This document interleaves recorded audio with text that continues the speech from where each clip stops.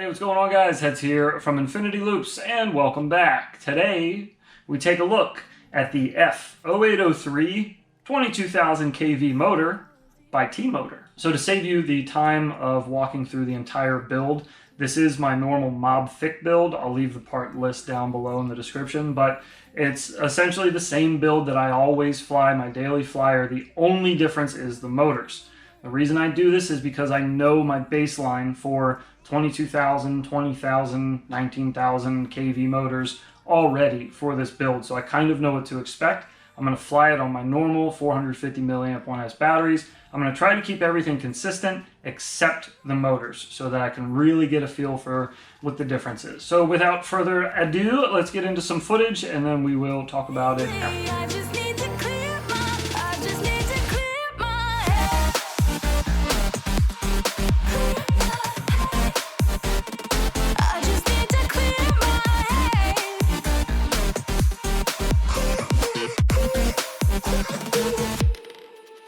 I've been stuck on your memory, but it's not like I need it. And we may have some history, but we don't have to repeat it. You made this mess and left me with the pieces. Now I'm gonna burn all the bridges between us.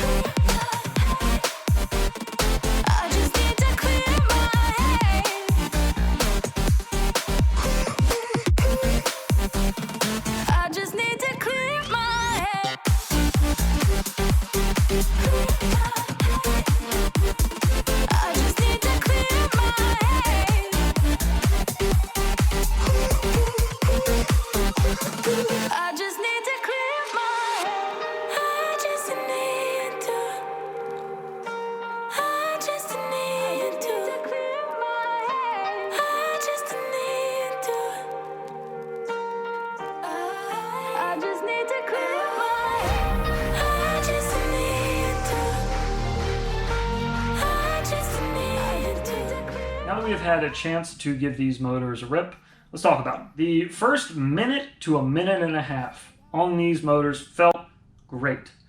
Until you pass that minute and a half, all of a sudden you're 50% to 100% throttle for pretty much everything after that. The battery sag it was getting was insane. Really, really bad for me. Now, I could blame it on something else in the build. However, I have run 22,000, 20,000, 21,500, I think, 19,500, bunch of different motors on this build, and I've never had that kind of power drop off like I had with these. Now, am I cursed? Possibly, but for right now, the only difference that I've made in this build from all my other whoops is the motors. I tried two different types of batteries, both of which are 450 milliamp. I tried Race Day Quads batteries, which I flew probably about a dozen of those, and then I tried Xilo batteries, 450 milliamp, and I flew about a dozen of those as well. And both of them were giving me similar flight times, right around 2.5 to 3 minutes. And I mean, I was really, really on the throttle after, like I said, about a minute and a half. I do think for 0803 motors, they are a bit heavy. So maybe a Unibel, they might be able to find some weight loss there as well, because these motors are a scotch heavy, considering they're 0803s and that it's 2021 and we have lighter motors out there already that perform better than these. Now, I'm willing to put all that aside because it is their first attempt at a motor this small. My hope is that Tmotor will listen to some feedback from the community on these and be able to use our input to try to make a better motor for us in the future. If I had to give any feedback personally to Tmotor, I would first recommend maybe looking into a unibell form factor for the future, and as well as looking into maybe shaving some weight when you switch over to that different bell. We could also use a little longer motor wires as well to work with, because not everyone wants to run this size motor on a 65mm platform. Sometimes we want to run them on things that are a little larger, and it'd be nice to have a little more wire to work with. And my final suggestion would be if they could figure out a way to just make them a little less power hungry. I'm not really sure what it is. I'm not a rocket surgeon, but hopefully they have someone there within that huge company of really smart people that make really nice motors. They'd be able to figure out just a way to make them a little more efficient. So we will keep our eye on you, Tmotor. We really do hope that you address these and make them a little better.